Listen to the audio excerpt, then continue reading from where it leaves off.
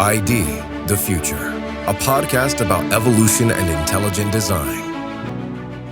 There are many books written by intelligent design scholars and scientists that explore the scientific evidence for intelligent design and the debate over evolution. But now a new book published by Discovery Institute Press manages to be concerned with both the origin and the end of man in the same book. Welcome to ID the Future. I'm your host, Andrew McDermott. Well, today we have a treat for you. Geoffrey Simmons is going to read us a few scenes from his new thriller novel, Oppenheimer's Demon. Simmons is a distinguished physician, a successful novelist, and a leading disaster preparedness expert. On top of that, he's authored 2 razor-sharp critiques of modern evolutionary theory, Billions of Missing Links, and What Darwin Didn't Know. Now, Simmons has masterfully combined his multifaceted array of gifts, experiences, and training to create Oppenheimer's Demon, and he's reading an exclusive set of scenes for us here on ID the Future, as well as giving us some interesting context about the characters and the nail-biting plot. After his reading, I'll be back to tell you how you can get a copy of his new book. For now, sit back, relax, and enjoy these intriguing scenes from Oppenheimer's Demon. I'm a fellow with Discovery, and I'm a retired MD, and I've written 11 books, several which are thrillers. My newest is a thriller called Oppenheimer's Demon. Anyway, it's a thriller with has several subtopics, content, one of which is sort of sci-fi. One is the conflict between people following or believing in intelligent design and people believing in Darwin and how that impacts institutions. Another has to do with pursuing hidden memories in the brain. And there's lots of work going on looking at memory stuff and see what they can retrieve. It's very interesting stuff. And I just took it one more step to help solve this particular dilemma. So it's going to be a race against time. And I'm going to read you the very first chapter. Actually, not chapters. They're all done by time. This book is dedicated to my daughter, who just passed away from a complication of mono. And so I was just barely able to finish it with the help of the editor, Jonathan Witt, because I know I couldn't work on it after that. So this is mostly 90-some% my work and a little bit of touch-up by John. And in the acknowledgement area, I talk about that as well. And it's very reminiscent of the Z Papers, which I mentioned, sold, I didn't say how many, but sold about 350,000 copies with Bantam. Was bought for movies twice. And in fact, the producer of Jaws was interested in this book as well, that book then. Anyway, this is the beginning, and it's all against time. So the first part of it says 0019 EDT, that's Eastern Daylight Time, St. Joseph Island, Ontario Province. A large white cargo van with 2 men inside approached the front gate of the J&J Lumber Company of Ontario, Canada. In the back were 2 compact tactical nuclear missiles. Each was covered by a Faraday tarp. Both missiles were mounted on a narrow launch system. They were primed and ready to fire. That is, given the right code. They had been transferred from a Liberian freighter to this van at an isolated spot where James Bay meets Hudson Bay. The van looked as if some teens had taken it mudding. Its windshield was dotted with smashed insect carcasses, and there were various splotches of dry and moist dirt, except where the windshield wipers had struggled to make their semicircles. Curtains in the back hid their cargo. The license plates were stolen.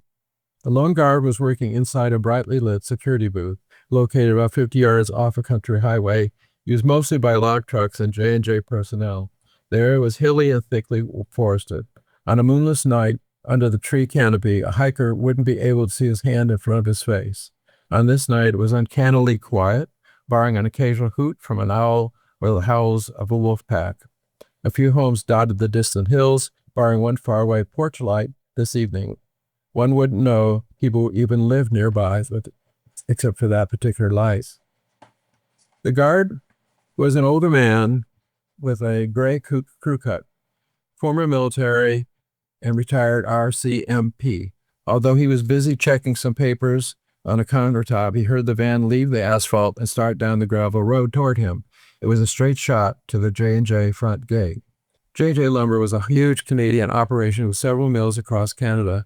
This mill covered 10 acres, laid out along St. Mary River and Lake Huron. Over 7,000 ships passed by them each year on their way to retrieve forest products from the countryside beyond Lake Superior and take them to foreign ports. J&J was located relatively close to Sault Ste. Marie, but southeast of the locks. This location saved international lumber ships time and money, avoiding slow passage through the locks.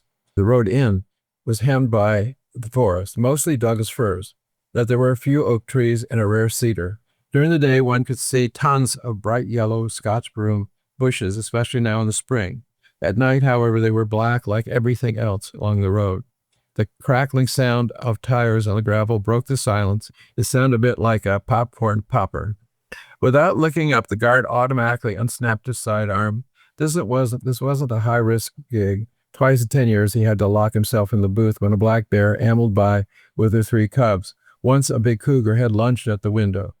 As he told his bar buddies, until that moment he had thought he was immune to jump scares. But human threats, there were none. During his 10 years working at J&J, there had been never a single incident. There was no money around. Every piece of equipment was too large and cumbersome to take. Business deals were handled elsewhere. Here they only handled paperwork and logs. In theory, a thief could show up with a log hauling truck and load them all up, but so far no thieves sufficiently industrious had stepped forward to attempt such a labor-intensive heist. So he figured the van pulling up was probably just lost, but something about it did strike him as unusual. The driver's window started down. "Be right with you," the guard called, and he let his hand rest on his sidearm. As a note, "I don't make voices. It's just going to be me." "No problem." The driver's eye studied the mill beyond. He spoke with an accent, but those 2 softly spoken words didn't reveal much. He had short black hair, drastically shaved along both sides. His left elbow rested on an open window, the size and shape of his arm. It had a serious weightlifting look. Sticking out beneath his short sleeve was a multicolored tattoo of a coiled dragon. The passenger remained silent. He was cut from the same cloth. Muscular, with a similar haircut, t-shirt, and tattoos. The 2 men did not look friendly. "Hang tight," the guard said. He looked up at the drawer beneath the counter and put a loan key inside his shirt pocket. "No hurry," the driver answered, although his fingers told a different tale. The guard could hear the driver impatiently tapping on the steering wheel. Still, he assumed they were lost. That was the most usual reason people came to the booth at night. The lights from the security booth stood out like a beacon. "You know how it goes as shift changes." This is the guard speaking. "All kinds of loose ends to tie off. I'm just coming on duty." The guard exited the booth and approached the vehicle. "Evening shift always assumes I'll clean up their mess." "Yeah, I hear you," the guy said. The guard stayed cautiously out of the man's reach and bent down to get a better look inside the van. "How can I help you?" The driver glanced at him. The passenger still didn't look his way. "We got turned around somewhere," the driver said. "Got off the main highway and never found our way back." "That happens. Where are you headed?" "Sault Ste. Marie." "You guys are way off track. GPS not working?" "Must not be." "You need Highway 17, the Trans-Canada Highway. It's a good bit away from here." The driver didn't reply. Beyond the closed gate, the gravel road continued along a downhill slope, ending in a long T-shaped pier and a broad expanse of black water. A half moon hung low on the horizon, insufficient to show the acres of floating logs to the left of the pier, or the well-worn dinghy gently rocking in the small waves. The sawmill complex was surrounded by a chain-link fence, open only at the security entrance and the entrance to the pier. Just past the guard shack, a white Mazda office trailer stood to the left of the gravel road. There was one light on the inside. Farther down on the right were 3 immense buildings, all dark inside. Every building had a small exterior light. Near the large building stood 3 giant cranes, 2 looming pyramids of sawdust, and several huge stacks of cut logs, all the same size, ready for shipping. The guard still felt uneasy, but couldn't pinpoint the reason. He decided to hurry them on their way. "I've got some maps," he said, turning back toward the guard booth. "Sketched them myself and copied them on the company's copying machine. On their dime, not mine."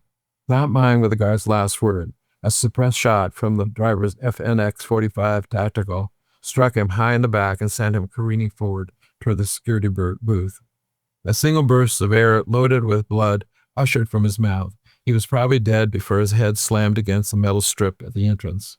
The driver's partner quickly exited the van, came around from the front, pulled the guard out of the way, and entered the security booth. The open button was exactly where he expected to be. A motor weird word, yes.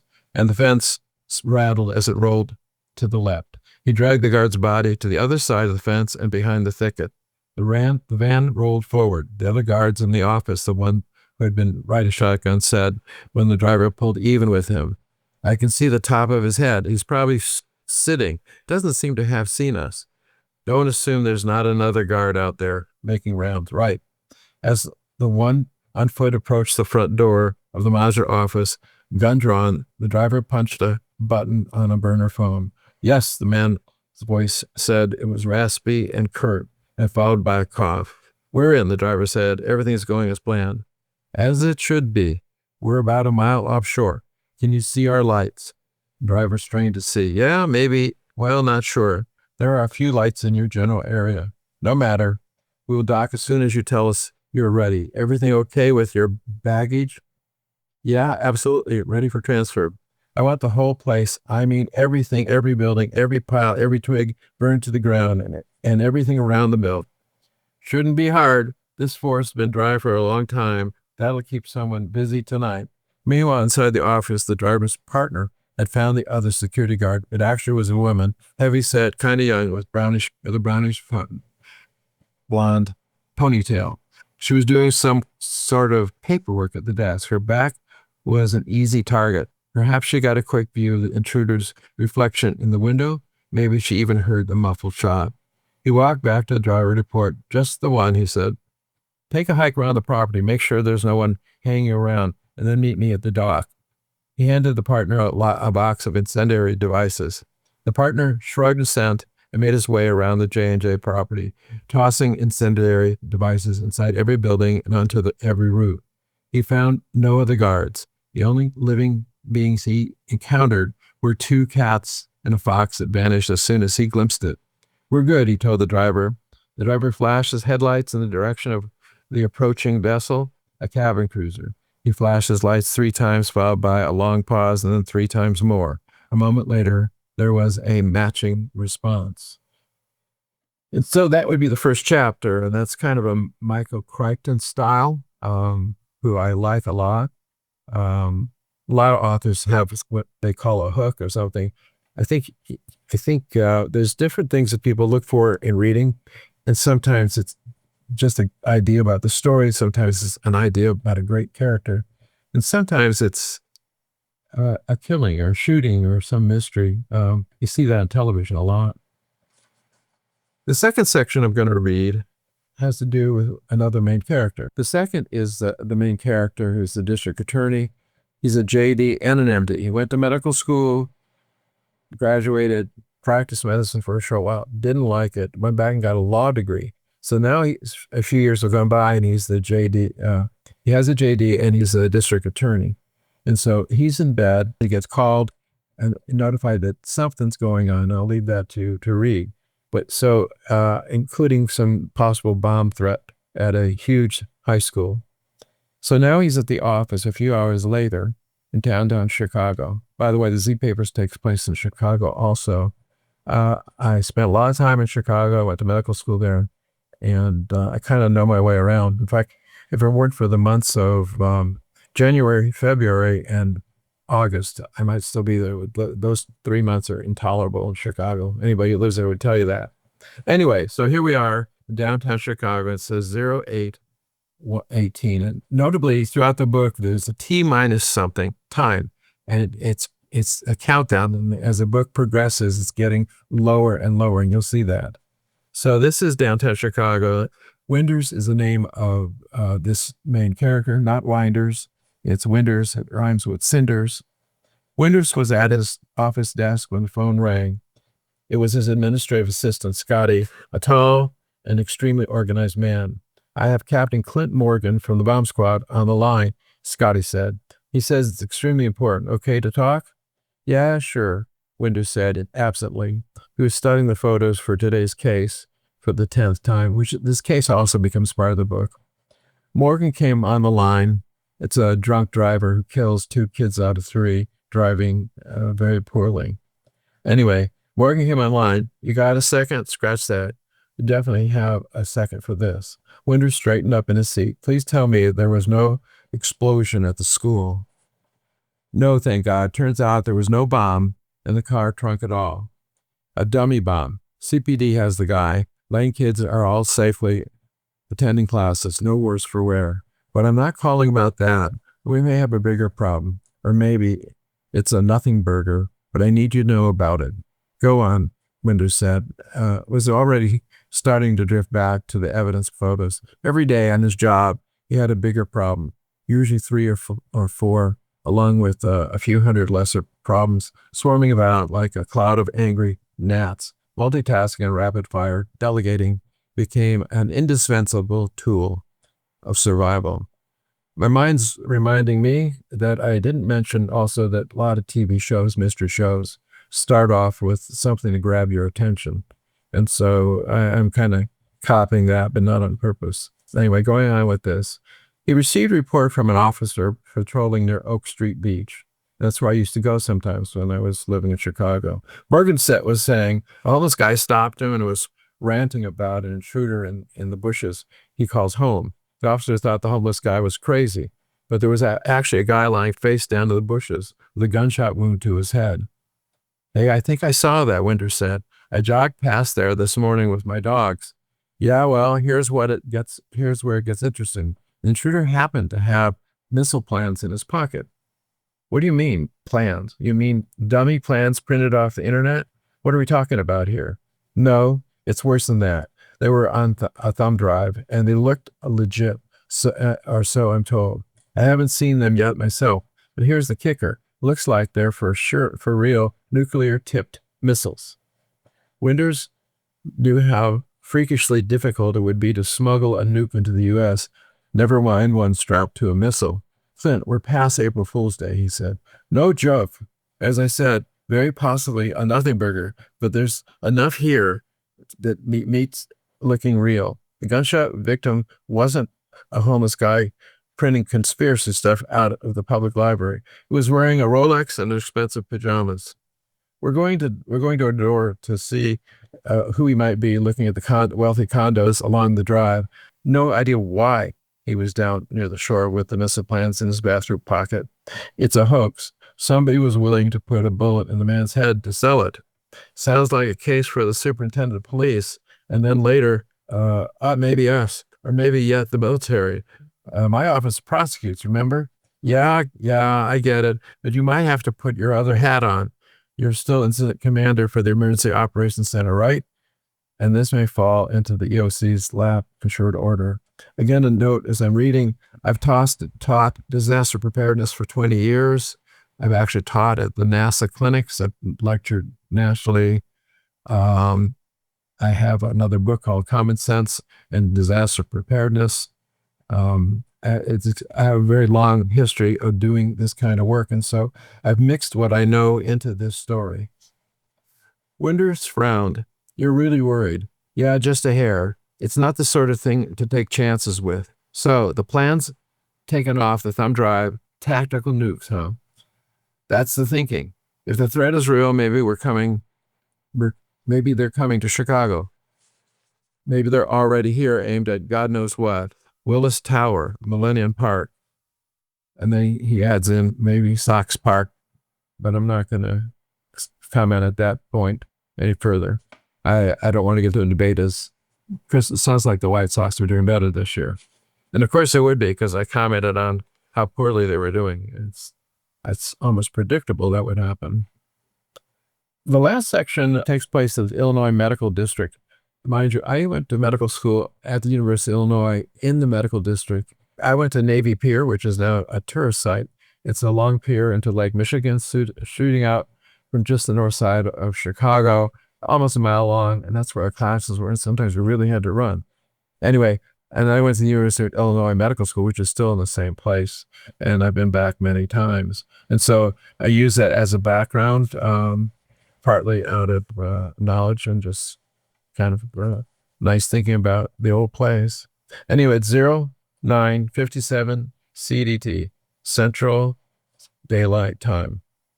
Illinois Medical District, Chicago. When Emily Latner, that's the lady who's the heroine of the book, reached the lecture hall, it was already packed and quiet except for a few whispers. The room was brightly illuminated with everything from the seating to the AV system, new and up to date. Latimer was wearing a dark blue dress under a white clinical coat with a coiled stethoscope peeking out of one of her pockets. Neurological tools were packed in the left side lower pocket. Around her neck was a small gold cross. Most in attendance were the students who had survived this far into the semester, but sprinkled among them were community physicians seeking continuing medical education units, along with several staff physicians who had come to hear Dr. Latimer lecture on her specialization. Dr. M, as some of the students called her with her blessing, was named after Dr. Emily D. Turn. This is a real lady. Her great aunt, who was a near legend in Chicago medical circles. She'd been appointed medical director of Cook County Cook County Hospital in 1986, becoming the first African-American woman named the director of a major American hospital. Her specialty was pediatrics. Like her great aunt, Emily Latimer had grown up in the projects. She had worked her way through med school as a housekeeper and seemed destined to follow a trajectory as illustrious as her aunts. Latimer earned a bachelor's degree in biology and statistics from Harvard, PhD in neuroscience from the University of Chicago, and an MD with special training from the University of Illinois. She was the first Black female neurosurgeon with a PhD at the University of Illinois Medical School and had already published over 30 papers, half dozen of them increasingly cited, and had edited a textbook that was seeing widespread use in neurosurgery. Celebrities, dignitaries, and the very wealthy, physicians from all over the country were starting to seek out her opinion and her operating skills. It was no wonder fellow physicians came to hear her lecture. The atmosphere inside the amphitheater was quiet, not unlike the library. A few students were whispering. Projected on the two screens to either side of the lectern was the title of the lecture, Memory and the Human Brain. Remember, this becomes really important to help solve this problem, and I expect it'll be used in the near future as the science improves. Em had almost reached the steps onto the stage when she spotted Dr. Victor Hernandez, mentor of hers from medical school days, coming down the aisle toward her. She paused to give him a hug. He was a lean, elderly man with a quiet style. She considered him one of the wisest men she had ever met. Thus she went to the lectern, rechecked the lecture slide deck on her computer, and with a minute or two to spare, she glanced at her phone's Epic secure chat app for any messages. The most recent was from her personal secretary in the neurosurgery department. Dr. Zemansky in the ED update regarding John Doe number 113, male with a gunshot wound to head, says patient exhibits a split brain phenomenon. CT pending, patient's vital signs stable. Split brain surgery was sometimes performed in cases of epilepsy when the catastrophic seizures begin in one brain hemisphere and spread to the other. Dividing the brain in half, that would be like this, at the corpus callosum, sometimes was the only way to bring relief. So if this side is kind of acting up electrically, and then you would go over this side, the person would have a seizure. If you cut the brain right here, communication is blocked significantly, and these people are cured of their seizures sometimes. Em had never heard of a case where a gunshot wound was the cause, but then gunshot wounds to the head were fatal 90% of the time, and those that were not would surely only be, in rare cases, travel the relevant pathway to neatly split the two hemispheres. She answered, "Interesting. We'll head over after the lecture," tells Zemansky. Split brain also means that one side might decide to do something and the other side doesn't want to do it. And it puts the persons in conflict in funny ways. It often clears in short time, but not always.